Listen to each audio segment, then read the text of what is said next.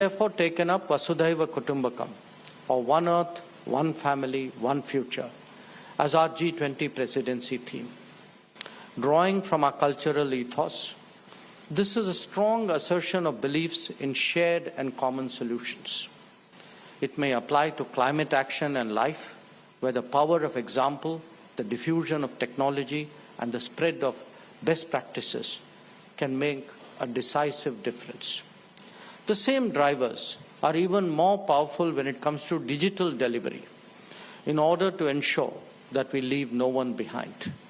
And remember, we have demonstrated it even at a time of extreme stress by undertaking successfully Vaccine Maitri. The G20 is a diverse platform that seeks to forge common ground on key issues among prominent countries.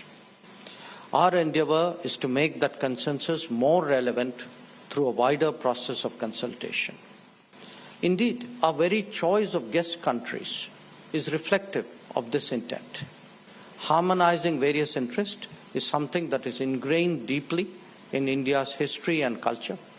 We have long been a pluralistic and consultative society who have debated issues openly before we arrive at a decision.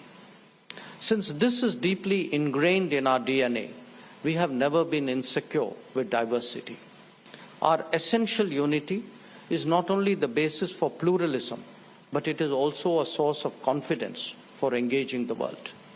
As the mother of democracy, India's G20 presidency will be consultative, it will be collaborative, and it will be decisive. Having noted that, we must also recognize that the global order today is not truly reflective of the state of the world. Institutions and practices created 75 years ago still dominate global decision-making.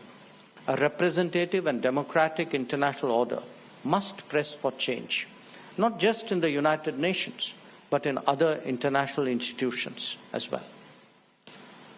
While we strive to progress on this broad agenda of issues, the G20 cannot be impervious to immediate developments that have a direct consequence on global well-being.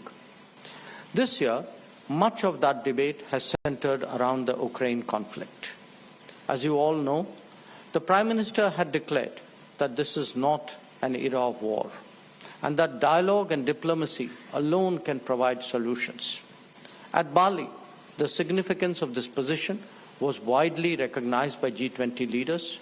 In fact, the universality of this message is being appreciated as well.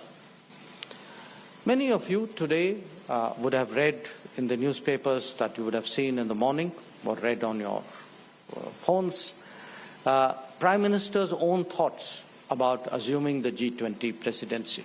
And that, by the way, has appeared in newspapers across the world. Now, we should reflect on what, to my mind, were the 8 key points that he has articulated in his speech. And those points are: 1, the greatest challenges can be solved not by fighting with each other, but by acting together. 2, technology gives us the means to address problems on a humanity-wide scale. 3, digital public goods that we have created are increasingly perceived by the world as delivering revolutionary progress. 4, India's experiences can provide insights for possible solutions. 5, our G20 priorities will be shaped by the interests of the Global South. 6, we will encourage sustainable and environment-friendly lifestyles based on trusteeship over nature. 7, we will seek to depoliticize the global supply of food, fertilizers, and medical products. And 8, we will encourage an honest conversation among the most powerful countries.